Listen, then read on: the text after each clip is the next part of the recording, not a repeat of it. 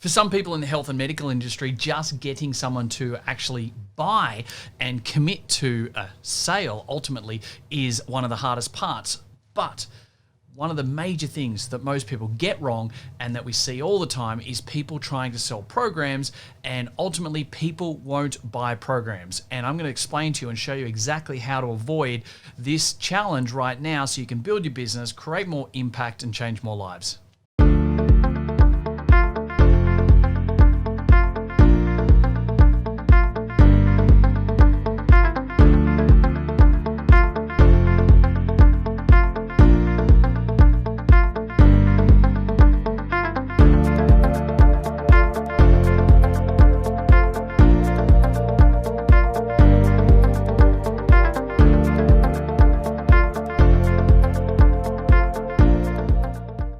Now, in the last few years in the health industry, there has been a lot more people talking about the ability to set appointments, work on different programs, to actually sell an actual plan, a treatment plan that involves doing this and this and this and this and this and this and et cetera, et cetera. Well, the challenge is this, is that it's not that approach doesn't work, right? And it is, first and foremost, I will say it up front, it is very critical and an absolute essential that you have a game plan in place for a client. You must have the journey mapped out for them. People must be able to see that by doing X with you, that they're going to get Y result, all right? People must be able to see that. So I'm not saying that having a program in place is bad. And I'm not saying that you should just fly blindly by the seat of your pants. I'm certainly not saying that it should just be a session to session, see you next week approach. See you next week. One more session. I'm not saying that at all. The message that I'm trying to say is that when it comes down to actually selling, and ultimately we are trying to convert more sales, we are in the business of health, ultimately it comes down to the fact that we need to be able to understand that people don't buy programs, okay? That's the biggest thing. And the reason for that is quite simply, people buy results, okay? People buy results, people don't buy programs. So what we need to understand is that when we talk about a particular program, the brain sees it, and this is all NLP, it's all about the brain seeing objections.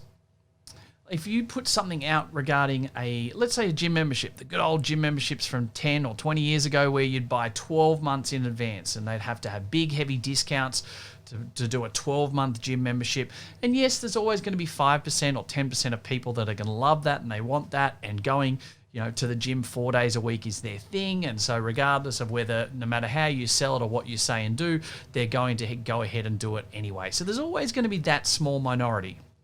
But the major majority part of the actual bell curve is based in and around the fact that we need to be able to get them, we need to be able to close, we need to be able to get them to commit to the sale and ultimately, give us their cash, throw the credit card down on the table, enter it in online, and those scenarios to secure that sale and convert more of those leads into paying customers. That's obviously our job to grow the business.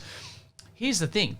When you talk about programs, when you talk about doing something for a 90-day program, when you talk about selling something that's going to be, we're doing a 6-month program on blah, blah, blah, or we're doing a full term of Pilates classes, kids swimming classes, and whatever it is, people will always have an objection.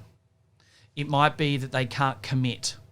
Right now with the COVID situation, it might be that they don't know whether they're going into lockdown or whether this is happening. People are innately, our brains are innately wired to always resist. And so if you put something in place about a program and here's how it's going to roll out over the next 3 months, people will always object. They'll always resist and they'll come up with excuses, because that's what we do. We create excuses when we find an objection. And the objection will always come regarding they don't want to commit to that time. They don't want to commit to that money. Can they try before they buy? Oh, I don't know whether I want to do 3 months. Can I do 1 month instead? There's always going to be objections that come out in that process. So we need to be able to get that in place. So that's why I'm saying that selling programs doesn't work. Clients don't like to be sold programs. But what we do know is that clients want to be sold results. They ultimately don't want a 6-week program of Pilates. They don't want a term of swimming lessons for their kids. They don't want a 2-month beat diabetes program. They don't want to commit to a program of doing this, this, and this for X amount of time period. Programs, don't do it because there's always objections, there's always excuses. Is fundamentally cannot be done. What they do buy is they buy results. So what we're saying is that we need to actually fundamentally change how we are going to sell. We need to be a lot more mindful about the actual communication style, the language that we're using.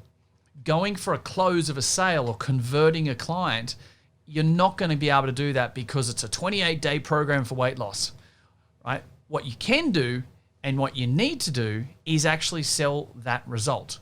So you're actually going to have to sell a decrease of 5 kilograms in, if you wanted to put a time period on, you can. But ultimately, it's going to be a program where you're not selling Pilates, you're selling the result of the outcome. Because ultimately, and I'm not being sexist, I'm not being going to categorize myself into any situation right here, but let's say you've got a 32-year-old female who's had a child. She's got a little bit of extra baby weight. She wants to get back to her pre-baby weight.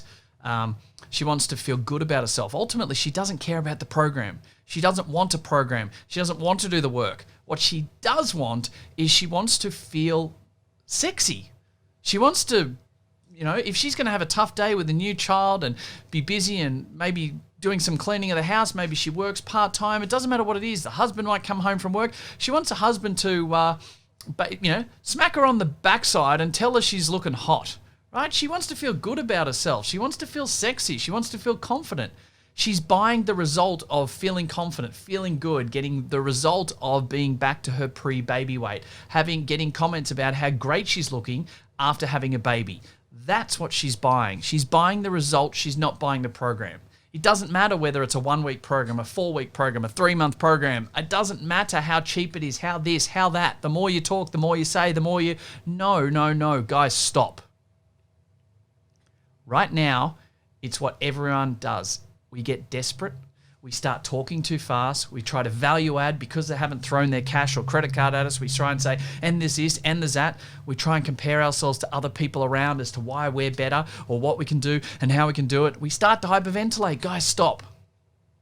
People in those situations, which is every situation, not just the 32-year-old female that's just had a child, they are not buying the program. They're buying the result. So fundamentally what I'm saying is you need to stop and you need to think about your message. You need to get better communication in place so the message that you're selling from is from the result. Stop selling programs. Stop selling the objection that's always going to come. It is fundamentally there. You can't stop it. I can't stop it. No one can stop it. So let's not try and push back against things you can't stop. What you can start is to actually start by selling the result. Sell them what they're actually going to achieve. It's the 5 kilo weight loss. It's the confidence and feeling sexy from the husband after baby weight. It's the ability for your child to swim 50 meters unassisted in under a minute. Sell the result, all right? Because that's what they buy. It is always the result, not the program. So change your message, change your fundamental avenue of how you're going to market and do those conversions. And that will always drive much more conversion of sales, a much better growth potential for all of your marketing. You'll convert more sales, you'll get more clients, you'll get more retention. Your business will grow from what's already there without having to go out and feel like you're going to hyperventilate, pushing something that ultimately we know is not the best approach. Guys, sell results, not programs. I'll talk to you again very soon. Hey guys, thank you very much for listening to another episode of the Profitable Practice Podcast. I would love nothing more than for you to be able to leave a review. I get so much joy out of listening and reading the amazing things that you guys say about this. So please subscribe to our channel, leave a review, and share it with your friends. Let's get some more fantastic information out there so all of us can grow the industry together. Cheers for now.